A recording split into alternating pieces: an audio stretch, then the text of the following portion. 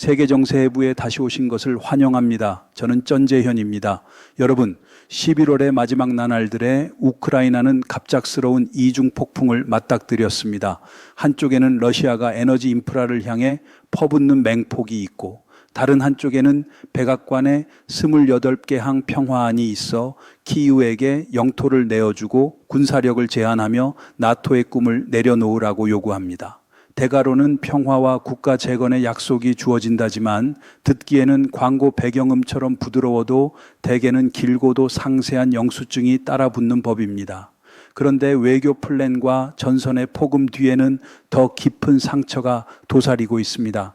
바로 대통령 볼로디미르 젤렌스키의 최측근을 둘러싼 초대형 부패 스캔들입니다. 증거로 제시된 것은 황금도금병이었는데 피비린내 나는 전쟁 와중에 일부 지도층의 부패를 상징하기에는 그보다 더 노골적인 소품도 드물 것입니다. 이 이른바 황금병이 사건은 젤렌스키의 신뢰 기반을 흔들었을 뿐 아니라 그를 역사적 기로로 몰아넣었습니다. 서명에서 평화를 교환할 것인지 아니면 저항을 이어가다 내부 붕괴의 위험을 감수할 것인지의 선택입니다. 생존을 위해 싸우는 국가의 시각에서 보면 이 부패는 개인 일탈이 아니라 권력 시스템이 방치한 필연의 결과입니다. 오늘 우리는 사건의 기원과 규모, 28개 항 평화안이 가중시키는 압력, 그리고 국가 지도자가 맞이할 수 있는 시나리오를 한 겹 한 겹 벗겨보겠습니다.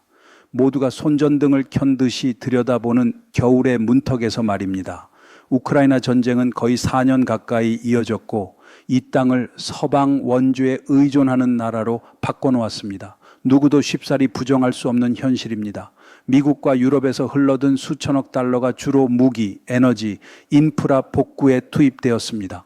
거대한 자금 흐름이 있는 곳에는 언제나 그만한 유혹이 따라붙습니다. 특히 에너지 분야가 부패의 비옥한 토양이 되었습니다. 이야기는 에네르고아톰으로부터 시작됩니다. 이 국영 원자력 전력 공기업은 주요 발전소들을 관할하며 우크라이나 전력의 55%를 공급합니다. 러시아의 파괴로 손상된 전력망을 복구하라고 미국과 유럽연합의 원조를 받았고 계엄에서는 민간업체의 채권 소송이 금지되었습니다.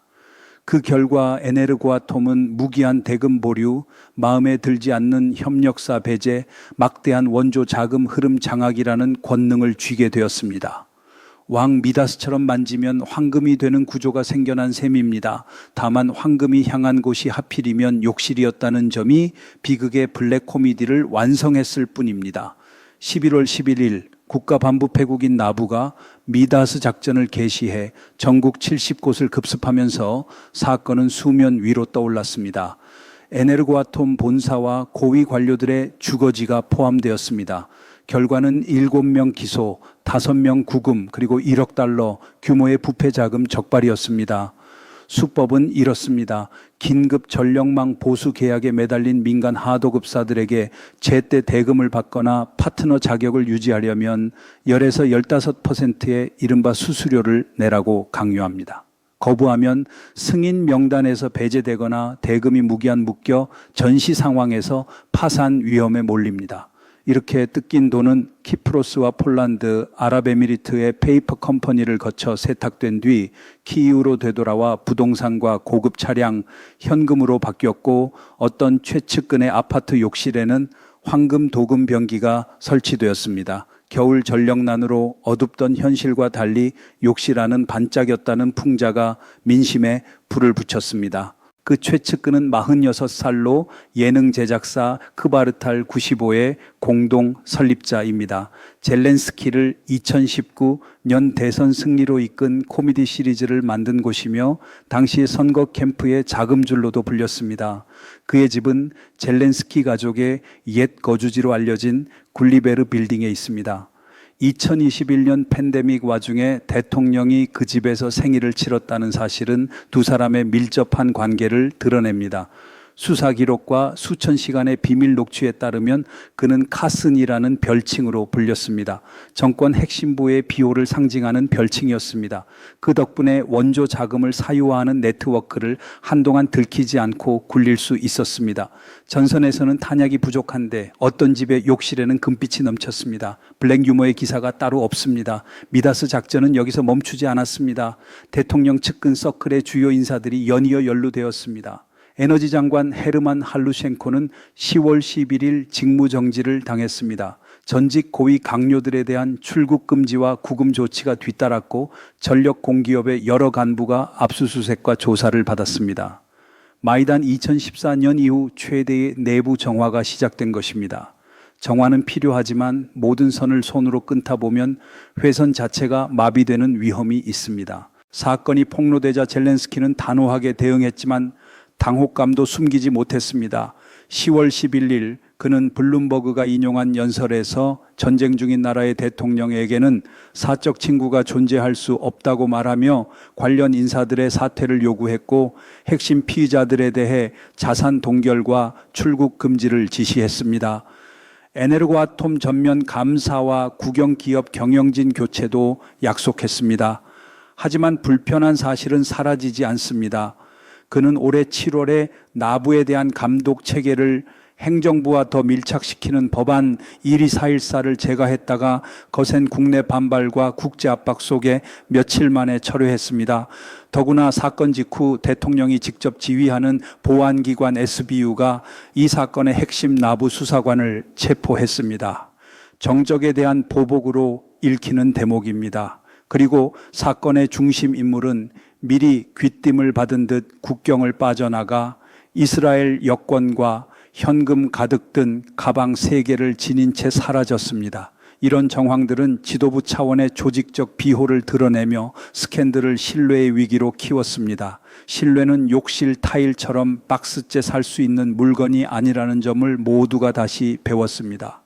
결국 황금병이 사건은 서방이 우크라이나 원조를 망설일 완벽한 명분을 제공했습니다. 키이우가 원조 자금을 투명하게 다루지 못한다면 왜 계속 돈을 투입해야 하느냐는 질문입니다. 동시에 이 일은 젤렌스키의 내부 권위를 약화시켰습니다. 야권은 조기 선거를 요구했고 강경파는 정권이 최측근을 비호하며 전선을 배신했다고 비난했습니다. 긴 전쟁에 지친 시민들은 이 싸움을 계속할 가치가 있는지 의심하기 시작했습니다. 부패가 내부에서 꽂힌 칼날이라면 28개의 항 평화안과 전장의 압박은 양옆에서 겨누는 칼날입니다. 둘은 따로 움직이지 않습니다. 가장 취약한 순간 민심이 흩어지고 병사들의 자신감이 꺾였을 때 두 방망이가 동시에 내려칩니다. 외교의 돌풍과 겨울의 한기가 합쳐지면 이만한 복합 격파도 드뭅니다. 이 초안은 협의용 제안이라기보다 외교 문장으로 쓰인 최후 통첩에 가깝습니다. 러시아와 손을 맞잡아 중국을 견제한다는 이른바 연러제화를 반영합니다. 문건은 4묶음으로 나뉩니다. 첫째 묶음 1번부터 7번까지는 우크라이나 평화에 관한 조항입니다. 즉각적인 휴전, 도네츠크에서 우크라이나군의 철수로 비무장 완충지대를 만들고 크림과 루안스크의 러시아 귀속을 인정하는 내용입니다. 교환으로 러시아는 현재 점령 중인 하르키우와 수미의 일부를 반환합니다. 우크라이나는 휴전 후 100일 이내에 전국 선거를 실시해야 합니다. 테이프 커팅보다 더 빠른 선거 일정이 요구되는 셈입니다. 둘째 묶음 8번부터 14번까지는 안보 보장입니다. 우크라이나군을 약 85만에서 60만으로 줄이고 사거리 500km 이상의 미사일을 금지하며 외서 10년 동안 외국군의 주둔을 금지합니다. 대가로 나토 저 조항과 유사한 안보 보장, 그리고 동결된 러시아 자산을 활용한 2천억 달러 규모의 재건 기금이 제시됩니다. 나토와 유사하다는 말은 종종 유사할 뿐이라는 불안을 동반합니다. 셋째 묶음 15번부터 21번까지는 유럽 안보입니다. 우크라이나의 영구 중립화, 나토 불가입, 러시아와 우크라이나와 유럽 간 불가침 조약 체결입니다. 러시아는 G8 복귀와 유럽연합을 향한 가스 판매 재개가 허용됩니다. 넷째 묶음 22번부터 28번까지는 미국과 러시아, 우크라이나의 미래 관계입니다. 러시아가 준수하면 제재를 단계적으로 완화하고 미국과 러시아는 에너지와 AI, 북극 자원 개발에서 장기 협력에 들어갑니다. 우크라이나는 유럽연합 가입을 허용받고 이행을 감시하며 위반 당사자의 제재를 부과하는 평의회가 설치됩니다. 한마디로 우크라이나가 바라는 평화 청사진이라기보다 양보의 전면적 설계를 크리스마스 포장지로 감싼 형태입니다. 상자를 열면 영수증부터 보이는 그 느낌입니다. 이 평화는 전략적 맥락에서 더 분명해집니다. 러시아와 손을 맞잡아 대만 해협에 집중하려는 노선, 바로 그것입니다. 그 가운데 제13비 조항은 에너지와 AI, 북극 개발에서의 미러 협력을 규정해 중로 교역의 숨통을 조이며 모스크바의 베이징 의존을 낮추는 효과를 노립니다. 2천억 달러 재건 기금은 당장 귀가 솔깃한 미끼지만 영토 양보라는 값은 너무 큽니다. 1994년 부다페스트 각서에서 핵을 내려놓고 안전을 약속받았지만 결과가 어땠는지 모두가 압니다. 게다가 이 문건은 황금병이 스캔들이 아직 뜨거울 때 등장해 대통령의 의자 아래 시한폭탄을 놓았습니다. 의자가 푹신할수록 초침 소리는 더 또렷해집니다. 전장에서는 양측이 치열하게 줄다리기 중입니다.